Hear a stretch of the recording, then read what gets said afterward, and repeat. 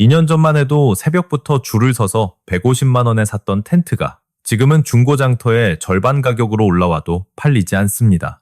100만 원이 넘던 골프채 풀세트와 로드바이크도 신품가의 절반도 안 되는 가격표를 달았지만 며칠째 구매 문의조차 뚝 끊긴 상태입니다. 팬데믹 당시 5조 7천억 원 규모까지 폭발적으로 성장했던 레저 시장이 불과 2년 만에 헐값 투매가 벌어지는 전쟁터로 변했습니다. 자전거 업계 1위인 알톤 스포츠는 수십억 원의 영업 손실을 기록했고 40년 역사를 자랑하던 동네 낚시 용품점은 폐업 현수막을 내걸었습니다. 이것은 단순한 유행의 변화가 아니라 대한민국 중산층을 지탱하던 주말 취미 생태계가 도미노처럼 무너지고 있다는 강력한 경제적 경고음입니다. 가장 먼저 살펴볼 곳은 골프인데 이곳은 단순히 이용료가 비싸서 망가진 게 아니라 한국 특유의 기형적인 수익 구조가 붕괴했기 때문입니다. 서울 근교의 한 골프장 대표는 그린피를 30만 원에서 20만 원대로 과감히 낮췄음에도 주말 주차장이 절반밖에 차지 않는다고 토로합니다. 2025년 기준 골프 이용객은 약 470만 명으로 집계되지만 실제 현장에서는 체감 경기가 훨씬 더 차갑게 식어가고 있습니다. 한국 골프 산업의 핵심은 개인이 아닌 법인카드, 즉 회사 돈으로 접대를 하며 비용을 신경 쓰지 않던 비즈니스 수요였습니다. 거래처를 가까운 곳으로 모시기 위해 비싼 요금을 기꺼이 지불하던 법인 무기명 회원들이 골프장의 배짱 영업을 가능하게 했던 진짜 물주였던 겁니다. 골프장 한번 가는데 그린피, 카트비, 캐디피의 식대까지 합치면 1인당 30만 원이 순식간에 증발하는 고비용 구조가 고착화되었습니다. 하지만 최근 대기업들이 컴플라이언스를 강화하며 접대 골프를 전면 금지하자 가격을 떠받치던 가장 큰 기둥이 순식간에 뽑혀버렸습니다. 법인카드가 사라지자 골프장은 갑자기 주요 VIP 고객층을 잃었고 남은 것은 본인 지갑을 열어야 하는 개인 고객들 뿐이었습니다.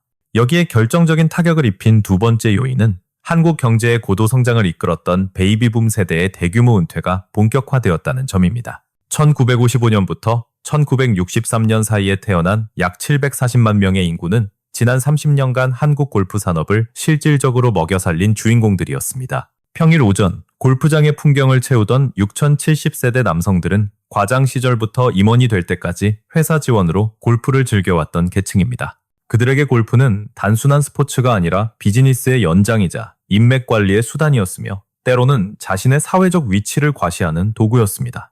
이번 주말 라운딩 어떠세요? 라는 한마디로 꽉 막힌 거래처와의 계약을 뚫어내며 승진 경쟁에서 앞서 나갔던 기억이 선명할 것입니다. 그러나 은퇴와 동시에 명함과 법인카드를 반납하게 되면서 그동안 회사 비용으로 누려왔던 화려한 취미생활은 냉혹한 현실과 마주하게 됩니다. 부동산 경기 침체로 자산 가치마저 하락하자 은퇴자들은 가장 먼저 품위 유지비 성격이 강한 골프 비용부터 칼질하기 시작했습니다.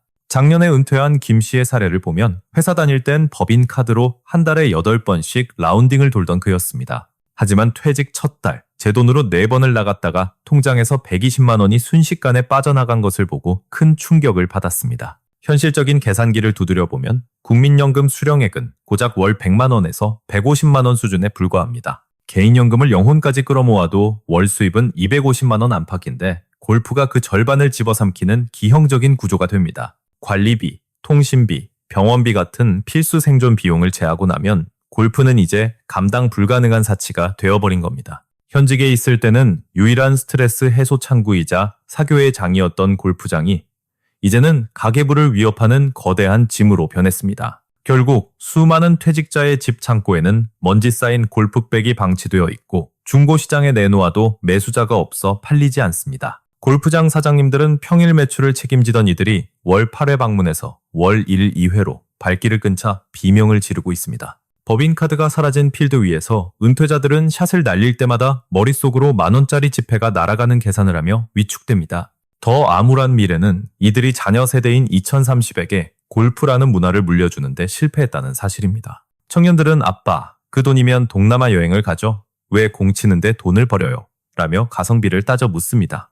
베이비부머 세대가 필드를 떠나면 그 뒤를 이을 후속 타자가 전무한 상황. 이것이 한국 골프 산업이 직면한 절벽입니다. 두 번째로 무너지고 있는 시장은 캠핑인데 이는 한국 자영업 특유의 우르르 쏠림 현상과 배짱 영업이 빚어낸 참사입니다. 수치상으로만 보면 캠핑 시장은 2019년 3조 원대에서 2023년 5조 원대로 폭발적인 성장을 기록한 대박 산업처럼 보입니다.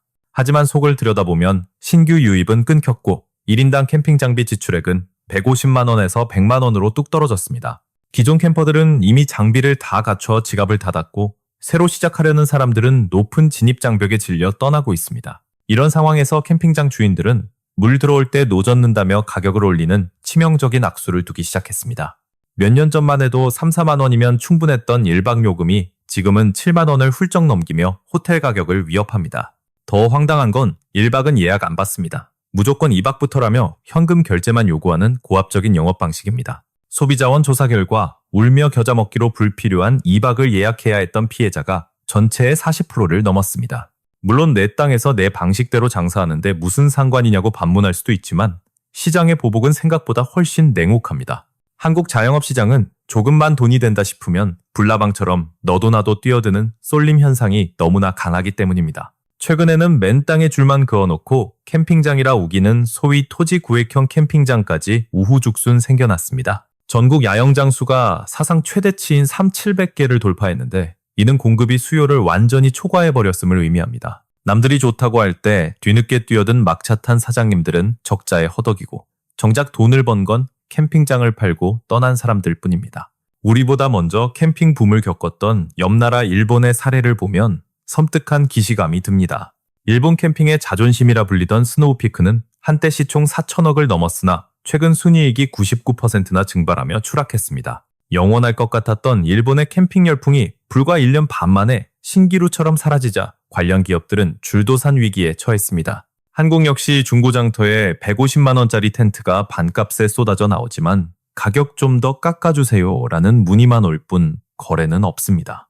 결국 배짱 장사와 무모한 공급 과잉이 만나 화려했던 캠핑 산업의 거품이 터지는 소리가 들리기 시작한 겁니다. 세 번째로 위기에 처한 곳은 스키장인데 이곳은 기후위기라는 자연재해와 인력난이라는 인재가 동시에 덮쳤습니다. 3인 가족이 3박 4일 스키 여행을 떠나면 약 170만 원이 드는데 이는 직장인 월급의 상당 부분을 차지하는 큰 금액입니다. 그런데 더 충격적인 건 비싼 돈을 내고 찾아온 손님보다 직원이 먼저 도망치고 있다는 사실입니다. 리프트는 멈춰 서 있고 안전요원은 보이지 않으며 점심시간인데도 식당 문이 굳게 닫힌 기이한 풍경이 펼쳐집니다. 영하 10도의 강추위 속에서 최저시급을 받으며 하루 종일 서 있으려는 젊은이가 이제는 아무도 없기 때문입니다. 아이러니하게도 지난 시즌 스키장 방문객 수는 코로나 이후 반짝 회복세를 보였지만 수익성은 오히려 곤두박질 쳤습니다. 인건비와 운영비가 감당할 수 없을 만큼 폭등하자 스키장 측은 숙련된 정규직을 내보내고 단기 알바생으로 그 자리를 채웠습니다. 전문성이 없는 알바생들이 현장에 투입되자 서비스 품질은 바닥을 쳤고 실망한 고객들은 다시는 오지 않는 악순환이 시작됐습니다. 여기에 결정타를 날린 것은 바로 기후변화인데 지난 100년간 한국의 겨울은 무려 18일이나 짧아졌습니다. 천연눈이 펑펑 쏟아지는 일본 엔카이도와 달리 한국 스키장은 슬로프의 100%를 인공눈으로 채워야만 하는 태생적 한계가 있습니다. 인공눈을 만드는 제설기 한 대가 하루 종일 먹어치우는 전력량은 일반 가정집 10가구가 쓰는 양을 훌쩍 넘습니다. 엎친 데 덮친 격으로 산업용 전기요금은 최근 2년 사이 약 40%나 폭등하며 스키장의 운영 원가를 직격했습니다. 날씨가 따뜻해지니 예전엔 밤에만 돌리던 기계를 이제는 새벽부터 대낮까지 풀가동해야 겨우 슬로프를 유지할 수 있습니다. 대형 스키장 한 곳이 겨울 한철을 버티기 위해 한전에 납부하는 전기요금만 무려 100억 원을 넘나들기도 합니다. 이건 사장님의 경영 능력 문제가 아니라 인간이 통제할 수 없는 기온 상승과 공공요금 인상이라는 불가항력적 재난입니다. 결국 손님은 늘었는데 적자는 심해지는 기이한 역설 속에 한국의 스키 산업은 녹아내리는 눈처럼 위태롭게 서 있습니다. 네 번째 위기의 주인공은 자전거인데 이는 과도한 프리미엄 전략이 소비자의 등을 돌리게 만든 대표적인 실패 사례입니다. 코로나 당시 자전거 관련 주식이 연일 상한가를 치며 환호성을 질렀던 게 엊그제 같지만 지금은 싸늘한 정적만 흐릅니다. 업계 대표 주자인 알톤 스포츠는 매출이 30% 가까이 급감하며 수십억 원의 적자를 기록해 충격을 안겼습니다. 수천만 원을 호가하던 해외 프리미엄 브랜드들조차 창고에 쌓인 재고를 털어내기 위해 눈물의 떨이 판매에 나섰습니다. 이 100만 원짜리 최고급 자전거가 700만 원대에 팔리고 있는데 자전거 한 대 값이 어지간한 중고차 한 대 가격과 맞먹습니다. 핵심적인 문제는 업계가 담합이라도 한 듯 진입 장벽을 너무 높게 그리고 너무 비싸게 쌓아 올렸다는 점입니다. 로드바이크에 입문하려면 자전거뿐만 아니라 헬멧, 고글, 전용 신발, 쫄쫄이 의류까지 수백만 원의 초기 비용이 듭니다. 취미 한번 시작해볼까 하고 지갑을 열려던 중산층조차 이 돈이면 차라리 하며 기겁하고 도망가는 구조입니다. 부담스러운 비용에 지친 사람들은 운동화 한 켤레면 충분한 러닝으로 대거 이탈하며 자전거 도로를 떠났습니다. 여기에 해외 직구 플랫폼의 공습은 동네 자전거 대리점의 숨통을 끊어놓는 마지막 결정타가 되었습니다. 과거엔 펑크를 때우거나 부품을 사러 동네 샵에 들렀지만 이제는 알리익스프레스에서 클릭 한 번으로 해결합니다. 중국산 부품을 직구하면 국내 매장 가격의 절반도 안 되는 값에 살 수 있으니 소비자 입장에선 샵을 찾을 이유가 없습니다. 결국 자전거 수리와 판매로 생계를 잇던 동네 사장님들은 매출 제로의 날들을 견디다 못해 셔터를 내리고 있습니다. 낮에는 텅 빈 가게를 지키고 밤에는 배달라이더로 뛰며 투잡을 뛰는 사장님들의 한숨이 한강변을 따라 깊어지고 있습니다. 한강변을 달리는 자전거족이 눈에 띄게 줄어든 또 다른 이유는 준비 과정이 너무 번거롭다는 귀차니즘 때문입니다. 옷 챙겨 입고 장비 점검하느라 1시간을 쓰는 것보다 운동화 끈만 묶고 바로 뛰어나가는 러닝이 훨씬 효율적이라는 거죠. 5번째이자 마지막으로 붕괴 직전인 취미는 낚시인데 이곳은 세대 간의 연결고리가 완전히 끊어진 고립무원의 섬입니다. 경기도의 한 저수지 낚시터를 20년 넘게 지켜온 사장님은 이제 끝났다는 말로 현재 상황을 요약합니다. 과거엔 주말 새벽 5시부터 명당 자리를 차지하려는 전쟁터였지만 지금은 하루 종일 손님이 단 한 명도 없는 날이 태반입니다. 한 달 매출이 2천만 원을 찍던 화려한 시절은 가고 이제는 전기세와 관리비를 내고 나면 남는 게 없는 적자 인생입니다. 통계를 보면 20대 낚시 인구는 고작 3%, 30대도 8%에 불과해 젊은 피해 수혈이 완전히 멈춘 상태입니다. 반면 50대 이상이 전체의 70%를 차지하고 있어 낚시는 사실상 노인들의 리그로 급속히 늙어가고 있습니다. 도파민이 팡팡 터지는 15초 숏폼 영상에 익숙한 MZ세대에게 하염없이 찌만 바라보는 낚시는 고문과도 같습니다. 대학생들에게 낚시를 권하면 그 시간에 집에서 게임을 하거나 유튜브를 보겠다며 질색하는 반응이 돌아옵니다.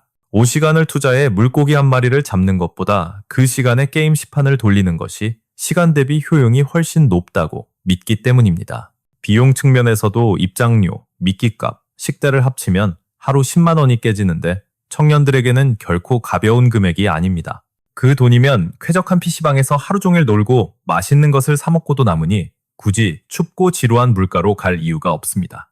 여기에 동물권에 대한 인식 변화까지 겹쳐 물고기 입에 바늘을 꿰는 행위를 잔인한 학대로 여기는 젊은 층이 늘고 있습니다. 예전처럼 아버지가 아들의 손을 잡고 낚시터로 향하던 풍경은 사라졌고 세대 전승이 끊긴 문화는 자연스럽게 소멸의 길을 걷습니다. 지금까지 살펴본 골프, 캠핑, 스키, 자전거, 낚시의 공통적인 몰락 원인은 단 하나, 바로 가성비의 실종입니다. 평일 골프장의 평균 연령은 65세, 캠핑장 주류는 40대, 낚시터는 50대가 장악했고 2030세대는 증발해버렸습니다. 젊은 세대의 계산법은 냉정합니다. 골프 칠 돈이면 해외여행을 가고 캠핑 갈 돈이면 호캉스를 즐긴다는 것입니다. 과거 중산층의 상징이었던 이 취미들이 이제는 시간과 비용 대비 만족도가 현저히 떨어지는 비효율의 대명사가 되었습니다. 결국 시장은 양극화되어 부유층을 위한 초고가, 프리미엄 시장과 아무도 찾지 않는 텅 빈 대중시장만 남게 될 것입니다.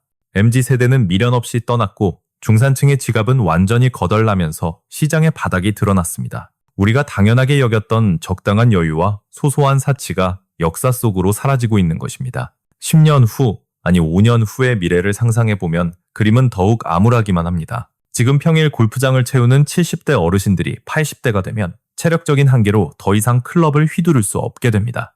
그들의 빈자리를 채워줄 다음 타자가 없는 상황에서 골프장은 가격을 대폭 낮추거나 문을 닫는 양자택일의 기로에 설 것입니다. 배짱 영업으로 일관하던 캠핑장들 역시 차라리 펜션이 낫다고 학습한 고객들에게 철저히 외면받으며 줄도산할 운명입니다. 스키장도 예외는 아니어서 경쟁력을 잃은 곳들이 폐업하고 나면 남은 곳들은 독과점의 횡포를 부리며 가격을 더 올릴 겁니다. 이 거대한 붕괴의 파도 속에서 진짜 피를 흘리는 피해자는 대기업이 아니라 골목을 지키던 영세 자영업자들입니다.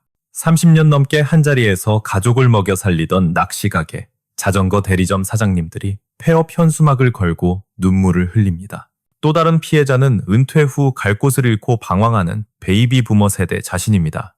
회사 다닐 땐 바빠서 못 놀았는데 막상 시간이 생기니 돈이 없어 집 밖을 나가지 못하는 감옥 같은 삶이 시작됩니다. 친구들의 골프 모임에 초대받아도 요즘 좀 바빠서라며 거짓 핑계를 대고 빠지는 것이 서글픈 일상이 되었습니다. 돈이 없다는 사실을 들키고 싶지 않은 자존심 때문에 스스로를 고립시키며 인간관계마저 단절해버리는 겁니다. 심리 상담가들은 취미의 상실이 단순한 놀이의 부재가 아니라 사회적 관계의 상실과 우울증으로 직결된다고 경고합니다. 이것은 특정 산업의 위기가 아니라 대한민국 허리인 중산층의 삶의 질이 뿌리째 흔들리고 있다는 위험 신호입니다. 10년 전만 해도 직장인 가장이라면 1년에 한두 번은 가족과 스키장을 가거나 캠핑을 떠나는 것이 중산층의 자부심이었습니다. 하지만 월급은 제자리인데 물가와 집값만 천정부지로 치솟는 지금, 레저는 생존을 위해 가장 먼저 잘라내야 할 군살이 되었습니다. 3040세대는 아예 진입조차 포기했고 은퇴 세대는 노후 파산을 막기 위해 지갑을 닫으며 시장은 급속히 얼어붙습니다. 결국 우리 사회는 부유층만 누리는 초고가 시장과 아무도 찾지 않아 텅 비어버린 대중시장으로 두동강 나고 말았습니다. 중간이 사라진 사회, 취미조차 양극화된 대한민국에서 우리는 지금 보통의 삶이 붕괴되는 현장을 목격하고 있습니다.